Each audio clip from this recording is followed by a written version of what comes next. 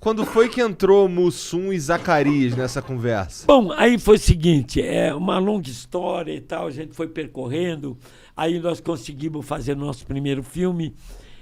Como era o nome desse primeiro filme? O primeiro filme eu vi há pouco tempo, que foi meu filho que me mostrou, eu não lembrava. Era Pedra do Tesouro. Era uma coprodução com um americano, quem dirigiu foi o Roberto Farias. Eu vi o filme, meu filho trouxe no celular, falou, pai, olha isso aqui. Eu olhei, falei, pô, esses caras aí são muito engraçados, né? Esse cara fazendo pirueta, ele falou, é você e o Renato. Eu falei, quê? Você tá brincando? Rapaz, tava magrinho, cabeludo, o Renato, cabeludão, dando salto por cima de o Renato tinha um cabelão. Também. Eu e ele, né?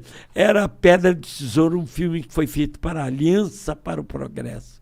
Foi feito aqui, era uma junção dos Estados Unidos com o Brasil e tal.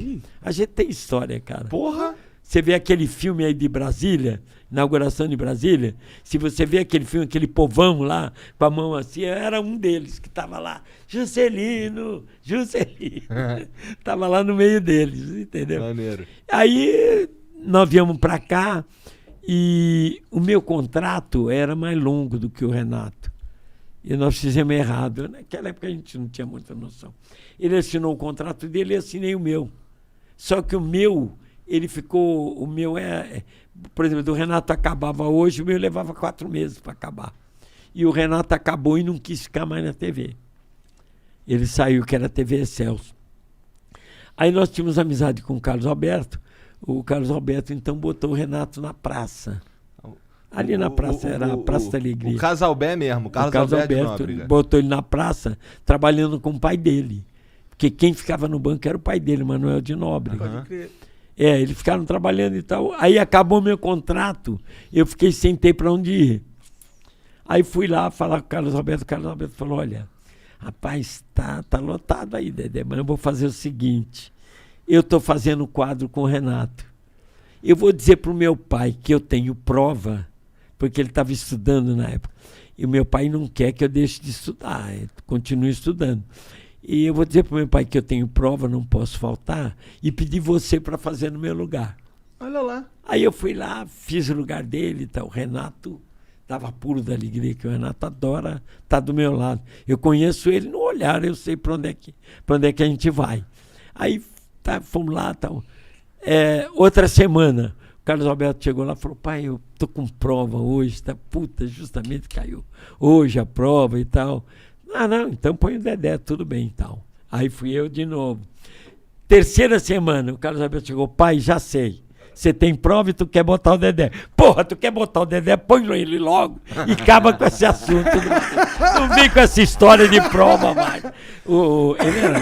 O Nóbrega era muito inteligente, né? Ele sacou logo que ele queria me botar. E o Carlos Alberto falou, sabe o que é, Dedé? Eu também estou muito acostumado com Golias.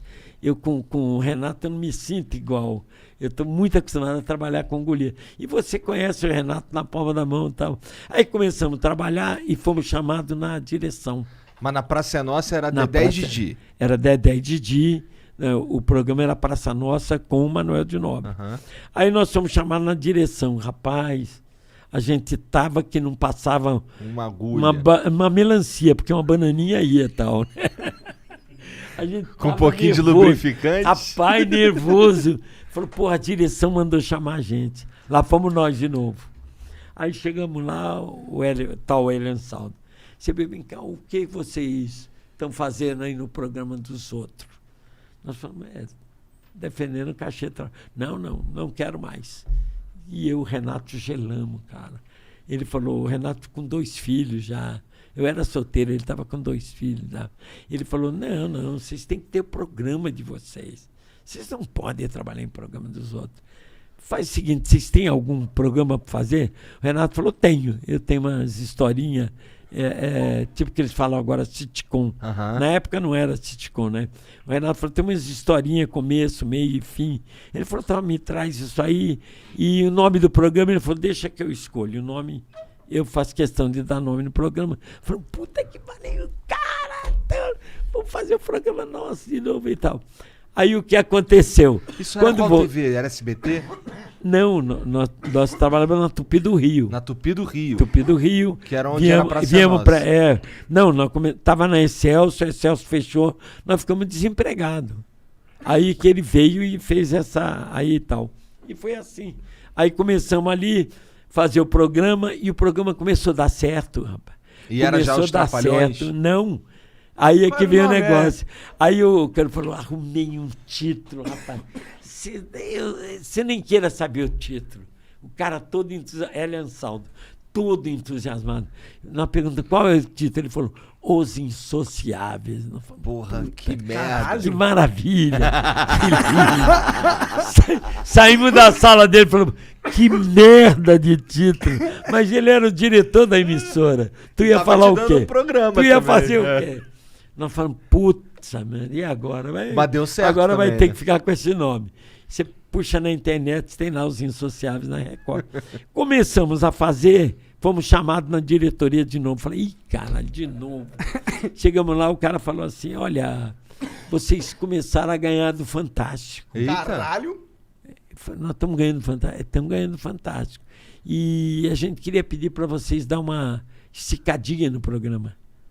Desde de ser 40 minutos, vai para 1 hora e tal. Pô, se tu der uma Aí o esticadinha Renato, no salário. Dá, vamos fazer. A gente não queria saber, a gente queria era Queria fazer para depois, né? Aí o Renato falou, caramba, rapaz, agora vai ficar 1 hora com 2. O Renato pensou, falou, se a gente botar mais um? Eu falei, botando mais um dá certo, né?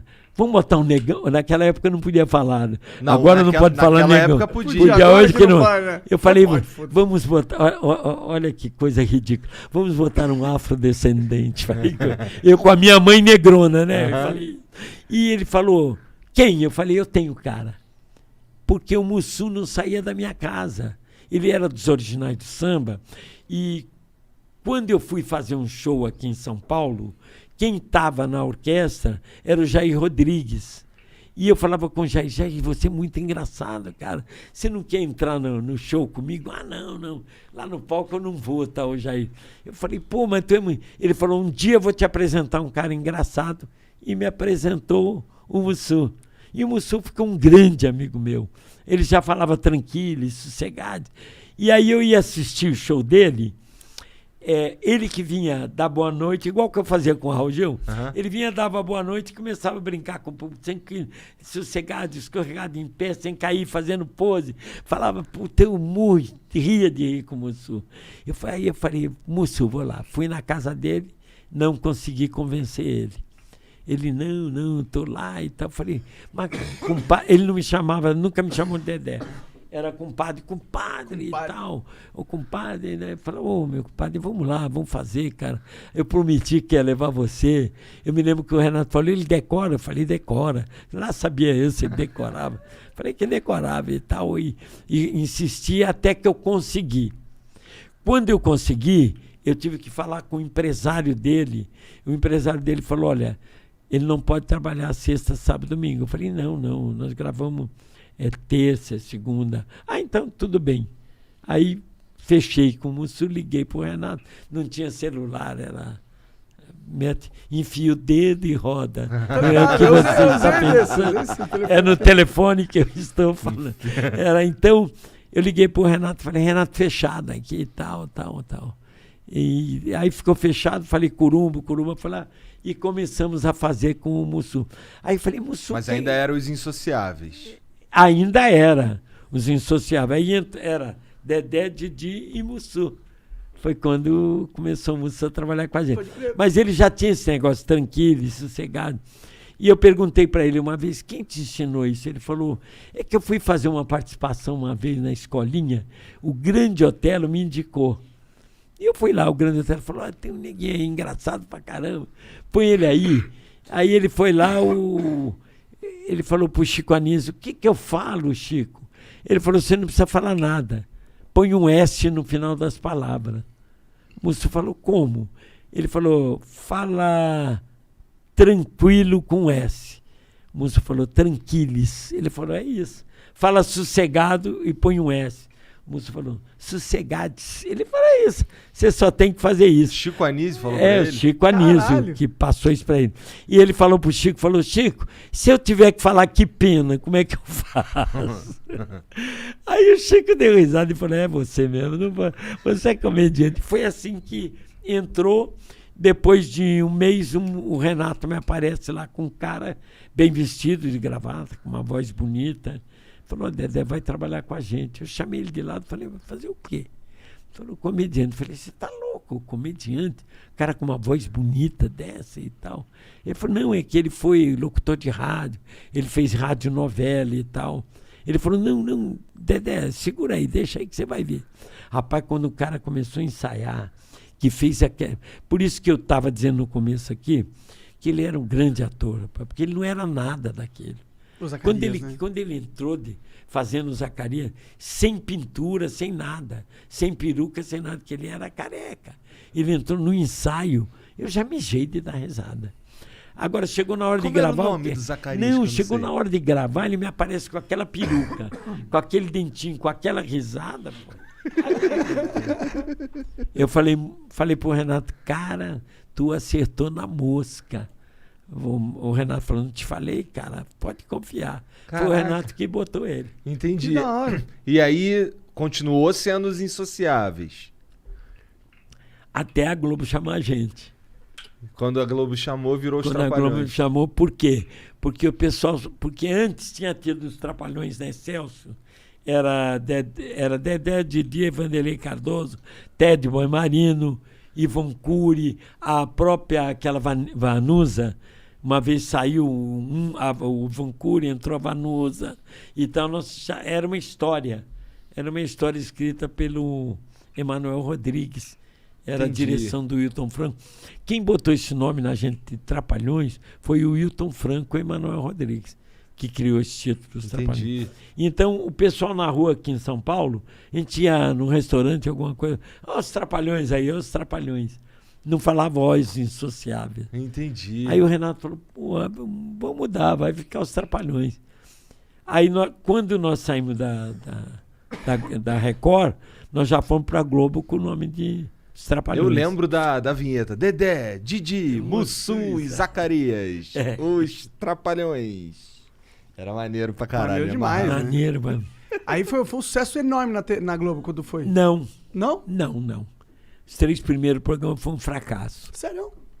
O primeiro deu uma audiência, rapaz, assim, de arrebentar. O segundo caiu, o terceiro foi pro buraco. Tava todo mundo preocupado. E nós sabíamos qual era o motivo. E qual era? Direção.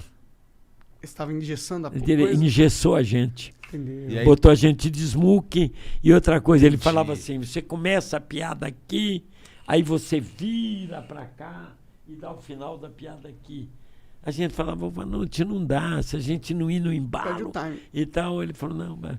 Aí um dia o Vanucci era muito meu amigo. O Vanucci, sabe quem é? Ele foi o grande diretor dos musicais da Globo. Mas não servia Augusto César Trapalhões. Vanucci, né? Que era o pai desse menino que ganhou o Big Brother, sei lá o quê, o Vanucci.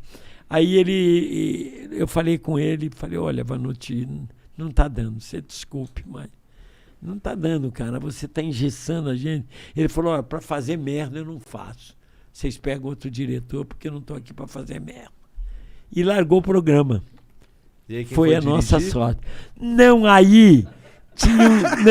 Aí tinha um diretor lá. Eu dirigi os Trapalhões depois. Lá Foi na Globo. depois? Mas tinha um diretor lá que era o Adriano Stuart. O Adriano Stuart, ele era moleque de circo, igual a mim. O pai deles, que fez o primeiro circo Bombril, que era o primeiro circo de televisão, que ele levava números de circo e tal. Era família Cicense também. Eu falei, Renato, esse aí vai ser na mosca. E ele sabia tudo de palhaço de circo e tal. Aí a gente começou a gravar com ele e foi embora. Eu disse, pô, erramos. Ele falou, não, vai daí, toca daí mesmo. Dá uma fala atrás e toque. A gente tá, pá, e vai. Aí nós sentimos uma vontade. Pode crer. Aí falava, Adriano, não queremos ensaiar esse quadro, não. A gente sabe o começo, o meio e o fim. Podemos tocar? Ele, pode, pô, tem 6 câmeras. Toca lá. E ele falava, deixa uma no geral. Não invade as outras. Porque qualquer problema eu corto pro geral, depois eu volto para lá. Isso aí eu aprendi com ele nas minhas direções. Pode eu crer. aprendi com ele. Você deixa uma no geral que não cobre as outras, só fica ela, é um geral. E ali a gente fazia, deitava e rolava. Quando errava a marcação, alguma coisa, ele cortava pro geral, depois voltava pra... E aí deu certo. E a audiência começou a subir. Aí foi com 2, 3 programas, já estavam batendo a audiência total. Já. Aí foi aí Maneiro. que os Trapalhões andou mesmo. Entendi.